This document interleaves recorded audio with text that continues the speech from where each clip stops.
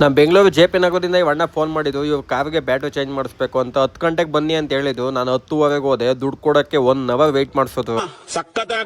ಈ ಅಣ್ಣನು ಅದೇ ಏರಿಯಾದಿಂದ ಬೆಳಿಗ್ಗೆನೆ ಫೋನ್ ಮಾಡಿದ್ದು ಉಂಡಾ ಎಕ್ಸೆಂಟ್ಗೆ ಬ್ಯಾಟ್ರಿ ಬೇಕು ಅಂತ. 5,400 ರೂಪಾಯಿಗೆ ಹಳೆ ಬ್ಯಾಟ್ರಿ ತಗೊಂಡು ಅಮರಾನು 5 ವರ್ಷ ವಾರಂಟಿ ಬ್ಯಾಟ್ರಿನ ಅವ್ರ ಲೊಕೇಶನ್ ಹತ್ರನೇ ಹೋಗಿ ಫಿಟ್ ಮಾಡಿಕೊಟ್ಟೆ. ಈ ಅಣ್ಣನು ಫುಲ್ ಖುಷಿ ಆಗೋದು ಅಲ್ವಾ. ಮತ್ತೆ ಗಾಡಿಗೆ ಫುಲ್ ಟ್ಯಾಂಕ್ ಎಣ್ಣೆ ಹಾಕಿಸ್ಕೊಂಡು ಖಾಲಿ ರೋಡಲ್ಲಿ ಜಿಂಗ್ ಚಾಕಾಗಿ ಹೋಯ್ತಾ ಇದೆ. ಅಂಗಡಿ ಆಲ್ರೆಡಿ ಒಬ್ರು ಕಸ್ಟಮರ್ ವೆಯ್ಟ್ ಮಾಡ್ತಾ ಇದ್ರು.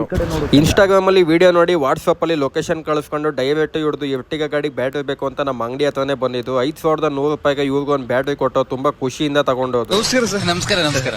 ಈ ಅಣ್ಣ ಕೆಂಗೇವಿಂದ ಫೋನ್ ಮಾಡಿದ್ದು ನಮ್ ಸ್ವಿಫ್ಟ್ ಡೀಸೆಲ್ ಗಾಡಿ ಸ್ಟಾರ್ಟ್ ಆಯ್ತಾ ಇಲ್ಲ, ಹೊಸ ಬ್ಯಾಟ್ರಿ ಫಿಟ್ ಮಾಡ್ಕೊಡಿ ಅಂತ. 5,700 ರೂಪಾಯಿಗೆ ಹಳೆ ಬ್ಯಾಟ್ರಿ ಎಕ್ಸ್ಚೇಂಜ್ ಮಾಡಿ ಹೊಸ ಬ್ಯಾಟ್ರಿನ ಲೊಕೇಶನ್ ಹತ್ರನೇ ಹೋಗಿ ಫಿಟ್ ಮಾಡಿಕೊಟ್ಟೆ. ನಿಜ ಹೇಳು.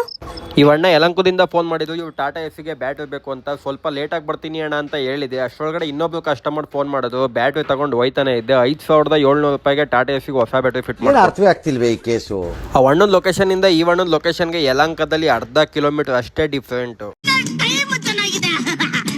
ಸ್ವಿಫ್ಟ್ ಪೆಟ್ರೋಲ್ ಗಾಡಿ 3,500 ರೂಪಾಯಿಗೆ ಹಳೆ ಬ್ಯಾಟ್ರಿನ ಎಕ್ಸ್ಚೇಂಜ್ ಮಾಡಿ ಎಕ್ಸೈಡ್ 5 ವರ್ಷ ವಾರಂಟಿ ಬ್ಯಾಟ್ರಿನ ಫಿಟ್ ಮಾಡಿಕೊಟ್ಟು. ನಮ್ಮ ಬೆಂಗಳೂರು ಲೊಕೇಶನ್ ಅಲ್ಲಿ ನಿಮ್ದು ಯಾವುದೇ ಗಾಡಿ ಆಗಿರಲಿ ಬ್ಯಾಟ್ರಿ ಪ್ರಾಬ್ಲಮ್ ಇದ್ರೆ ಮೇಲ್ಗಡೆ ಕಾಣಿಸ್ತಾವೆ. ನನ್ನ ನಂಬರ್ಗೆ ಕಾಲ್ ಮಾಡಿ. Thank you.